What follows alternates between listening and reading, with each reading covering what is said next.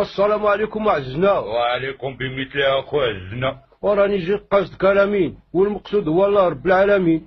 ايوا الا كان قصدك من اختصاصي على عيني وراسي، وإلا ما كان من شغالي تساس راني ما مسالي. والقصه وما فيها طنجيتي تحرقات والعديسات تشوطات والكريديسات تقجوتات والمريقه والدسوم ولاو حموم.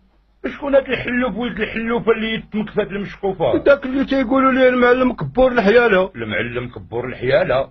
إيه؟ المعلم كبور الحياله ما معلومه لي هاد المهزله. ايه يا سيدي، كبور الحياله هو اللي دار هاد البساله وما بقاو تيهموا الرجاله. ايوا حسب علمي انا هاد السيد معروف بالتماره واختصاصي في الطياب الطنجيه والبصاره وما تيبغي لحد الخساره. ايوا هاد المره راه تقبلات ليه الصبره وتزاقلات ليه الحجره. ايوا غنبرد السوق بعدا وخليني ندخل انا هاد الشبوخ.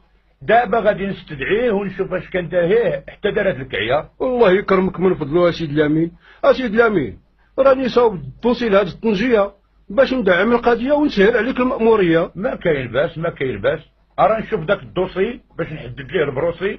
هاك نعماش، هاد الورقه تتحدد نسبه العجز ومعدل الخز اللي طلع ليا، وهذه وثيقه موقعين فيها الناس اللي شاهدين ليا، وهذا انعماس محضور مسينين فيه شي طفيليات يحددوا نوعيات العطريه والمواد القطنيه اللي تعرضت للتعسفات الفرناطشيه.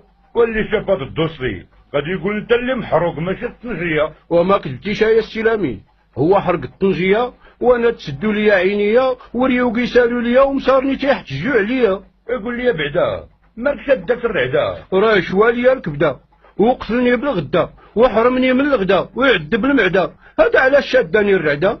وهاد الطنجيه الله يزين حالك ويقلل من مثالك باش منصوبه. راه قلت لك قبيل فيها ما تيسر من الخضره والقرعه الحمراء والمعادس والكرادس والقشيوشات والكنابس والهريسه والكرابس، واللي كانها يتسدوا ليه النفس. ايوا هذا اخويا راه ما بقات الطنجيه، هادي راه ولات اعانه غذائيه مصيفطه للدراويش في بنغلاديش. لا نعمس، البنغلاديش عندي في كرشينيت انا، والقضيه وما فيها اخويا كتيه هو الطناجي والطناجر والوكل المبخر ومره تيدير المصارن والخاطر. اتصنت ليا اتصنت ليا يا المساعد كرشو، راه ما عندك ما تسوق الكبور الحياله، وراه طنجيتك ما داخله في قاموس الوكاله.